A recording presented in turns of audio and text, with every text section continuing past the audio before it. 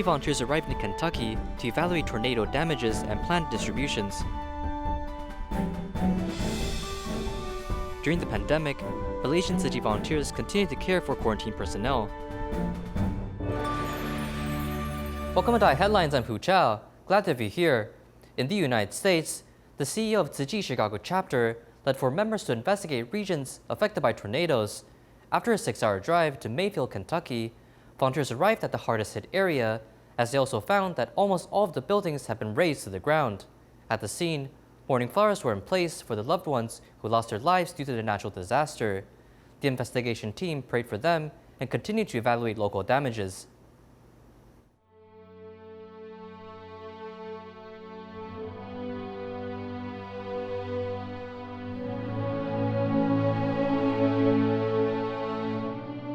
I was one of our first reporters on scene here Friday night, and basically what happened was, and now it's been declared it was an EF4 tornado here in Mayfield, Kentucky. Basically came right through the entire town. It leveled a lot of streets here. Best way I've been able to describe it is it looked like a war zone. I mean, it looked like something out of a movie. You just never really expected something like this to happen in a community just 20 minutes south of us. Recycle station in Taiwan, recycle every piece of water bottle. Like over here, your water bottle recycled and make this one.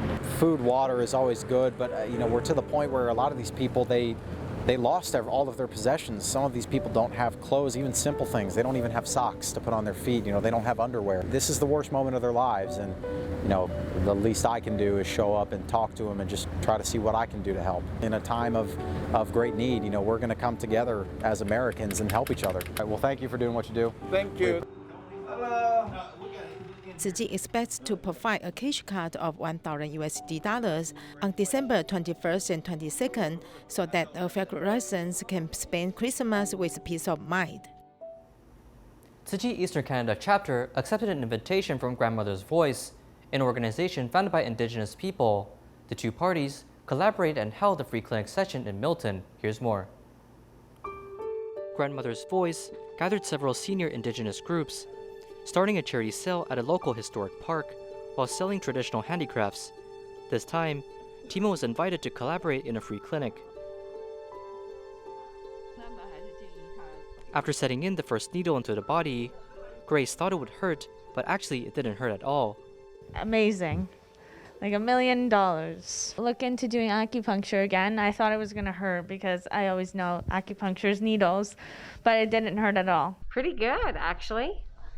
I didn't realize, as soon as I turned my head, that's when the doctor was like, oh no, it's your neck. Because I would have said it's here, and he's like, no, it's the neck. So I'm feeling pretty good. I was a little bit skeptical, never had acupuncture, but I'm not sure what he did. But it was amazing. Everything the fine pain right now? in my neck, I've never been able to turn it this far without suffering. I've never been able to sleep a full sleep. I actually got to sleep. So whatever he did, I praise him for it. Okay. He did a wonderful job. With a lot of medicine cans, the patient here hopes to maintain the status quo with little hope. And I feel very emotional right now because they've been so grateful. They've been so happy that you were here to honor them and honor their spirit and their bodies, right? Their houses, their homes that, I think as a society we didn't, many people didn't honor. And so this has moved them. They felt, and we're just so grateful. Everyone has just said it was the most beautiful weekend. Though Tropical Storm Rai has turned into a moderate typhoon, yet in Ormoc, there's still an ongoing rain. City volunteers collaborate with the government, evacuating locals while providing them with hot food and second-hand clothing. Affected by Tropical Storm Rai, Ormoc Great Love Village experienced continuous rain for the past few days. In order to prevent future dangers, city volunteers evacuated residents early.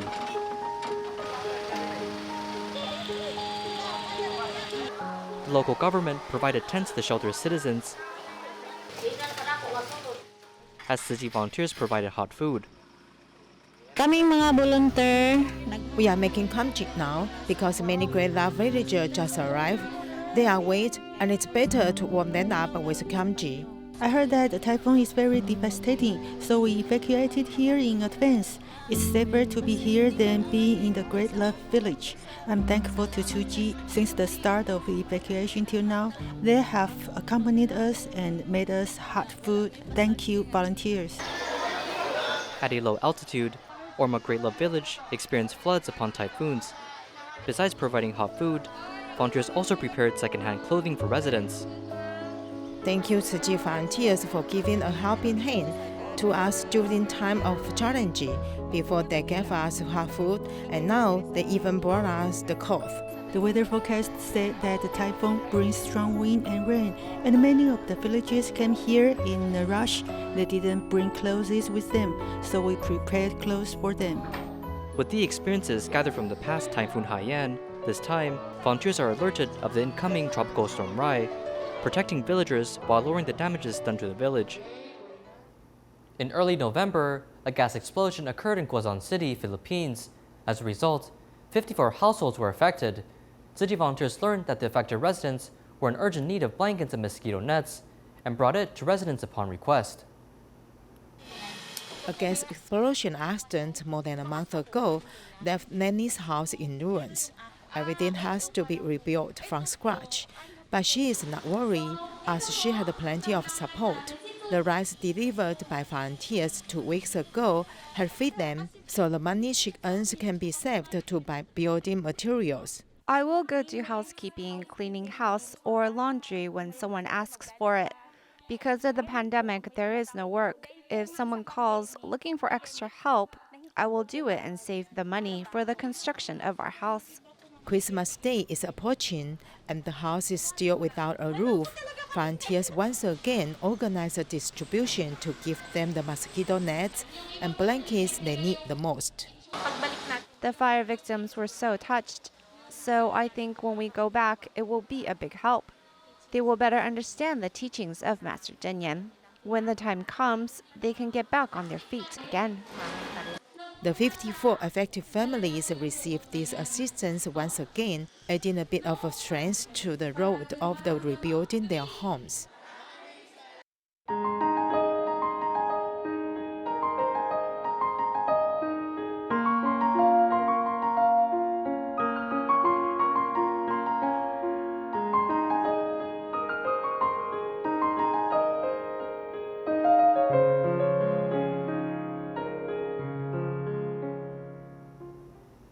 In order to reduce the burden on the medical system, the Ministry of Health in Penang entrusted Tzu Chi volunteers to assist the government, caring for close contacts of confirmed cases currently in home quarantine. In Malaysia, there are 47,000 COVID patients being quarantined at home currently. In order to reduce the burden on the medical system, the Ministry of Health in Penang entrusted Tzu Chi volunteers to assist the government in caring for the close contacts of confirmed cases in home quarantine.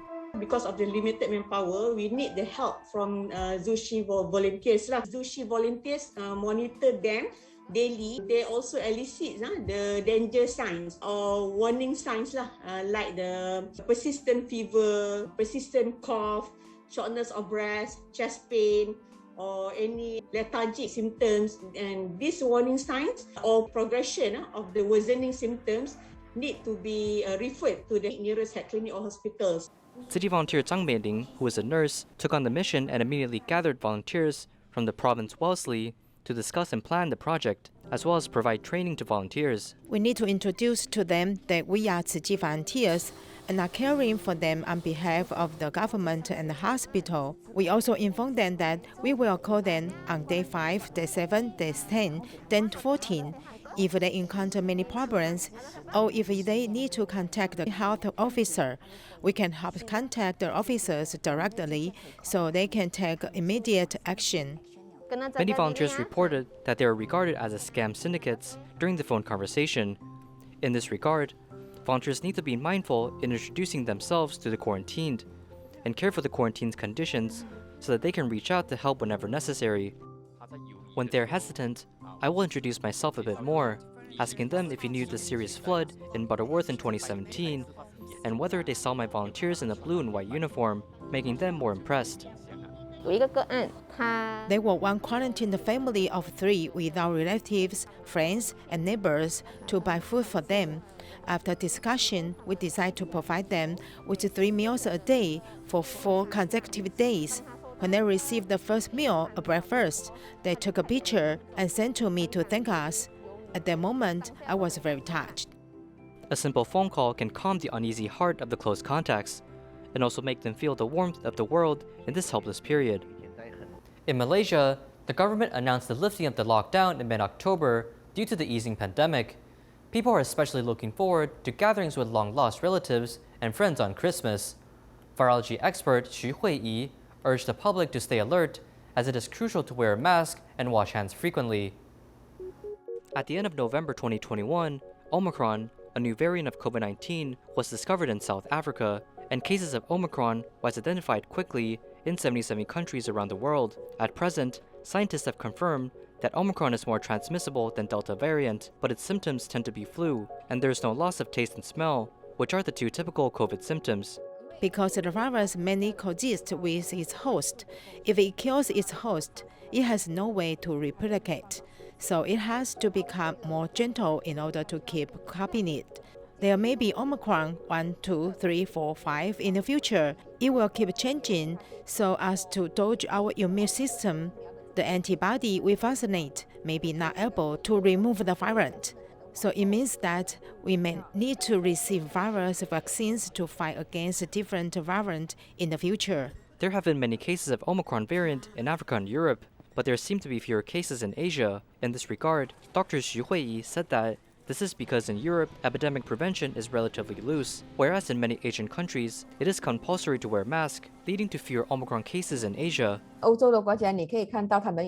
In European countries, the lockdown has already lifted, so people can eat out and do not need to wear masks. In fact, some studies have found that for the countries that need to wear masks, the transmissibility of the virus is actually lower than the countries without mandatory mask-wearing measures. So we must fill this gap of the pandemic prevention with wearing masks. After the emergence of the Omicron variant, the Malaysian government announced the entry restrictions of people from 7 African countries to avoid a rebound of the pandemic. After 2 years of lockdown, people can't wait to resume their normal lives.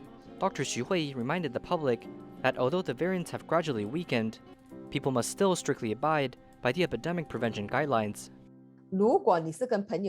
If you are gathering with friends, you can have a gathering because you will wear a mask. When you eat, you just have it quietly in one place and don't talk. After eating, put on the mask and then you can chat with your friends again. Mask is actually the best prevention, plus washing hands frequently. With these 2 principles, you will be protected from getting infected and also won't infect others. Dr. Hu Chiao also suggested that the public can conduct self-screening before gathering. They should collect samples correctly and attend the party only with negative results to protect everyone.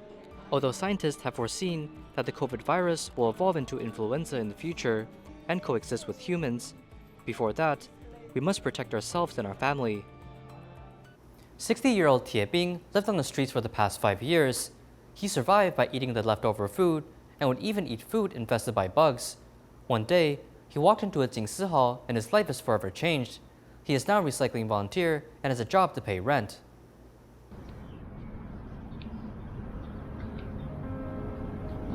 I have no friends. Who would I talk to?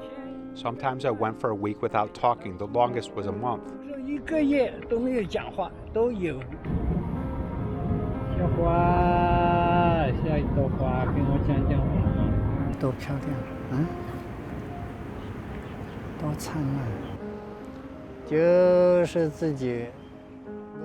It's my own fault, really. I had a wife, but not anymore. Later, I got into a fight with my sister. I told her that I didn't need to live in her home. It's not that great, so now I'm alone and without hope. I then decided not to work and just live off the street.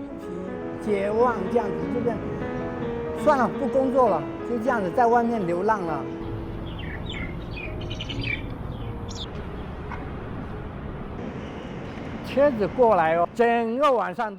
night, the cars come by and rattle the whole place. In the winter, it's very cold where I can hardly fall asleep.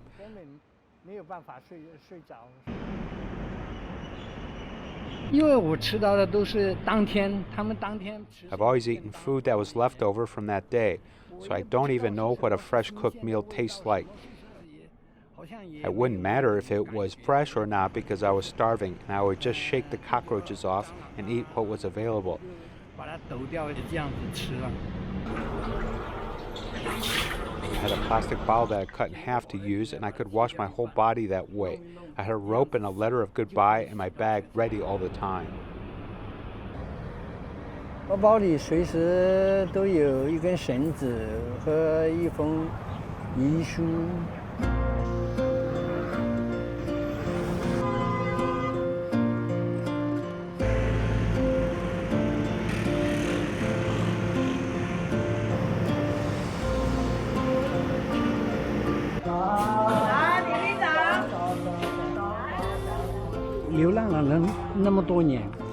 I've been alone for so many years and sometimes went months without speaking to anyone.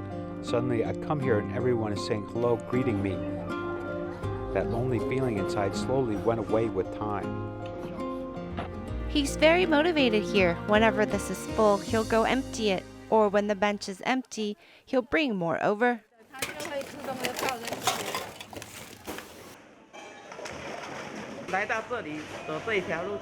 Coming here, this is the road he's meant to walk on, and he has to work hard at continuing it.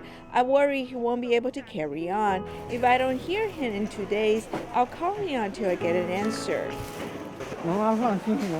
叫他什么？妈妈。为什么？有一点瓜子长长的，这边也是瘦瘦的，看起来很像妈妈。乖乖的，好好的。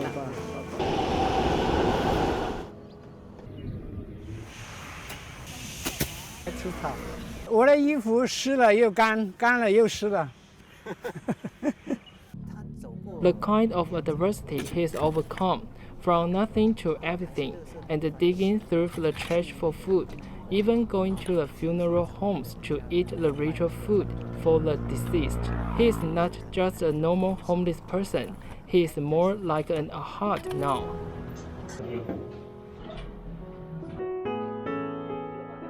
来慈济之前一个晚上啊，他就想要走了算了。他有想。嘿，然后但是呢，结果老天爷啊就下来一场雨嘛，把他好像给他给淋醒了。淋醒了，我想他已经不在这个世界了。有想到这个打算，我不敢看的，我都去看过了。认尸啊什么的。认尸啊什么那种都有去看。你看，让妹妹那么担心哦。对不起。对不起，妹妹。见到他平平安安就好了啦，真的是见到他真让你高兴的。也希望他以后也平平安安的就好了。总算是对父母有一个交代，说他还是在。哎呀，对呀，谢谢。常常回来。好。 In our continuing series about child abuse, we learned that basic survival of the child depends entirely on the caregiver. But once the caregiver becomes a child abuser, the child will become helpless and scarred for life. In addition to physical injuries, the most difficult thing to recover are invisible injuries buried deep in the mind. 不行，阿弟，这就会出现在你的小腿上。我讨厌妈妈。我也超讨厌你，我最讨厌你。比较攻击的一个 More aggressive methods, for example, using negative words to humiliate the child or using some repeated threats. 恐吓的言语。坐下，不可以动来动去哦！你再踢脚的话，我要打人了。照顾者用一些比较 The caregiver used some more repetitive behavior to make the child feel he is worthless, or he is not loved, or that he is not needed. This makes the child feel that he must meet these requirements in order to be appreciated.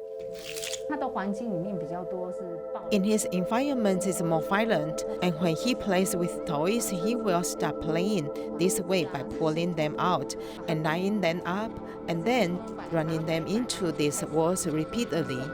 就用车子去撞，把它撞到。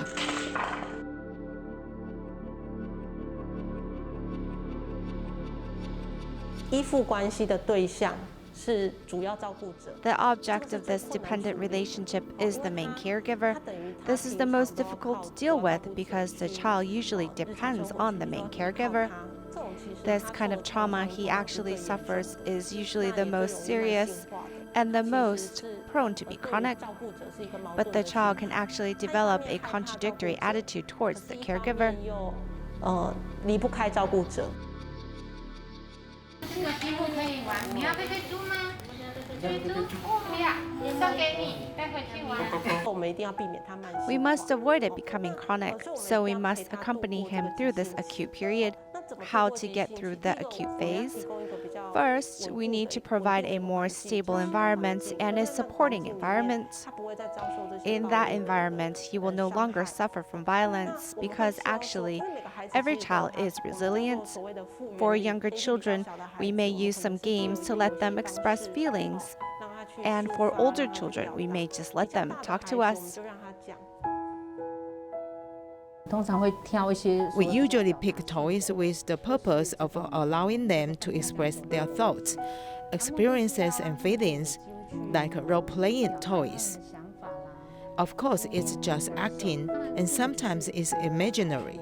We basically think that a child's imagination has something to do with life experience. The caregiver will not respond to you when you have some emotional needs. For example, if you are uncomfortable, sad, and in pain, they won't respond to you. This is the so-called cold violence. Those children treated coldly or indifferent may find it difficult to express their emotions, so they actually don't know how to have some emotional expressions and reactions. They may appear indifferent to people and don't know how to interact with people. They usually don't dare to touch the toys. They will usually just take a look and touch it. They don't know what to do and will just sit off in the corner. According to past research findings, 80 to 90% of abusers were also abused when they were a child. So when they grew up, they didn't know how to be a parent. There are some parents who do not intentionally abuse their children. They do not know how to establish relationships with their children. They don't know how to interact with children. They may only know how to hit and yell as a form of communication. If they have educational or development difficulties, we take the initiative to provide psychiatric assessment or seek the involvement of social workers.